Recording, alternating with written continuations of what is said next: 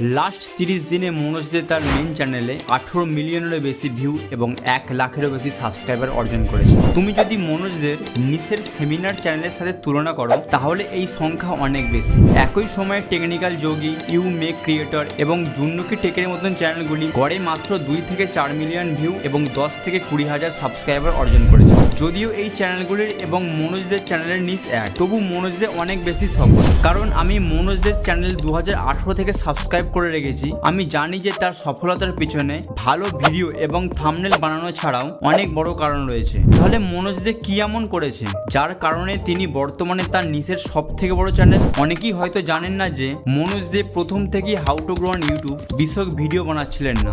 শুরুতে মনোজ 100-টিরও বেশি স্মার্টফোন সম্পর্কিত টেক ভিডিও তৈরি করেছিলেন, যার মধ্যে মনোজদের একটি কলার স্ক্রিন ভিডিও ভাইরাল হয়ে গিয়েছিল।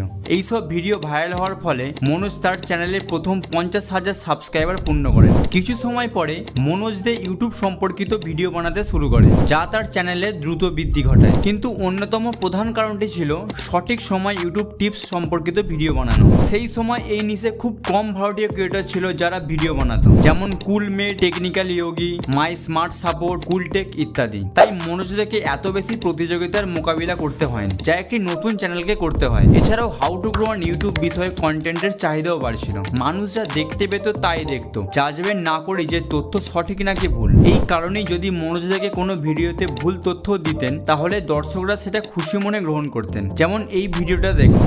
मनोज दे लगाना है। उसके बाद आपको क्या करना है दोस्तों कि आपके बड़े बड़े यूट्यूब चैनल में जैसे ही वीडियो अपलोड करते हैं, जैसे बड़े बड़े टेक्निकल गुरुजी हैं, उन लोगों के वीडियो पे चले जाना है। इस तरह से क्लिक करके वहाँ पे एक कमेंट कर दीजिए। उसका वीडियो का पहले तो आप नाम कर दीजिए जैसे कि नाइस वीडियो, और आपको क्या करना है हैशटैग अपने चैनल का नाम दे देना है मनोज दे। तो यहाँ पे जैसे ही हैशटैग मनोज दे देखिए मेरा ब्लू हो गया, एक लिंक तरह का बन गया है। तो दोस्तों हैशटैग मनोज दे पे जैसे ही मैं क्लिक करूंगा तो मेरा जो है जितने भी सारे वीडियो है सारे ओपन हो जाएंगे। যদি তোমাদের ইউটিউব সম্পর্কে একটু হলেও ধারণা থাকে তাহলে তুমি জানবে যে এই কাজগুলি করলে তোমার চ্যানেলে গ্রোথ কখনই হবে না, বরং তোমার চ্যানেলে নেগেটিভ প্রভাব পড়বে। এছাড়াও সেই সময় ইউটিউবে ইউটিউবারদের জন্য যেসব বেসিক তথ্য ছিল, যেমন থাম্বনেল লাগানো, চ্যানেল আর্ট লাগানো, চ্যানেলকে মনিটাইজ করা, সেই ভিডিওগুলির খুব অভাব ছিল। এই ঘাটতিটা মনোজ দে খুব দ্রুত পূরণ করে দেন। সবকিছু মিলিয়ে এবং প্রায় প্রতিদিন ভিডিও আপলোড করার ফলে মনোজ দে খুব সফল হন। একটি সাধারণ ক্রিয়েটর যখন সফল হয় তখন কিছু সময় পরে তার সংখ্যাও কমতে শুরু করে, কিন্তু মনোজদের ক্ষেত্রে এমনটা একদমই হয়নি।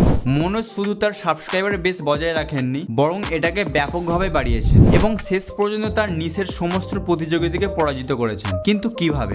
মনোজদের এই অস্বাভাবিক সফলতার পেছনে যদি আমাকে একটি মাত্র বাক্যে কারণ বলতে হয় তাহলে সেটা হলো ভিউয়াররা শুধু ইনফরমেশনের জন্য মনোজকে দেখেন না, বরং মনোজকে দেখার জন্য দেখেন। মনোজদের তার ভিউয়ারদের সাথে যোগাযোগ স্থাপন করতে সক্ষম হয়েছেন। কিন্তু প্রশ্ন আবার সেই একই, মনোজ দে এমন কি করলেন যা অন্য ক্রিয়েটাররা করতে পারেননি, যার কারণে মনোজদের এত ফ্যান রয়েছে? এটা জানার জন্য তোমাকে মনোজদের স্টোরি জানতে হবে। মনোজদের সবসময় এই সেটআপ, ক্যামেরা, লাইট ইত্যাদি ছিল না। আসলে তার নিজের বাড়িও ছিল না। শুরুতে তিনি তার স্ত্রীর পাশে বসে ভিডিও বানাতে শুরু করেন। সেই সময় মনোজদের আর্থিক অবস্থা খুব খারাপ ছিল, তবুও তিনি ভিডিও বানাতেন। যখন Manoj Dey how to shoot my YouTube ভিডিওটি তৈরি করেছিলেন তখন মাত্র 2-3 দিনই সেই ভিডিওটি 7 লাখ ভিউ পেয়েছিল। একজন ক্রিয়েটর যিনি প্রায় জিরো রিসোর্স নিয়ে তার চ্যানেল শুরু করেছিলেন, আজ তিনি ইউটিউব থেকে লক্ষ লক্ষ টাকা উপার্জন করেছেন। তার নিজের বাড়ি, গাড়ি আছে, আরো অনেক কিছু রয়েছে। এই সব কারণে মূলত গ্রামের মানুষ যারা মনোজদের সাথে নিজেদের রিলেটেবল করতে পারেন তারাই মনোজদের প্রধান সাবস্ক্রাইবার বেস।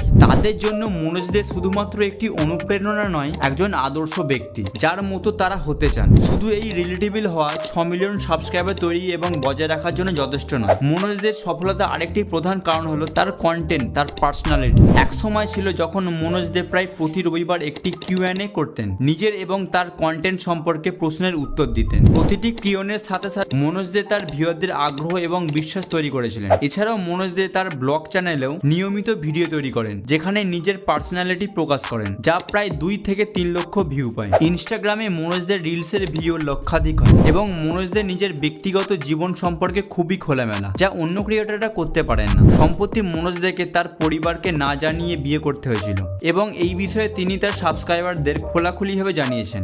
এই ভিডিওটি ট্রেন্ডিংয়ে গিয়ে পড়েছিল।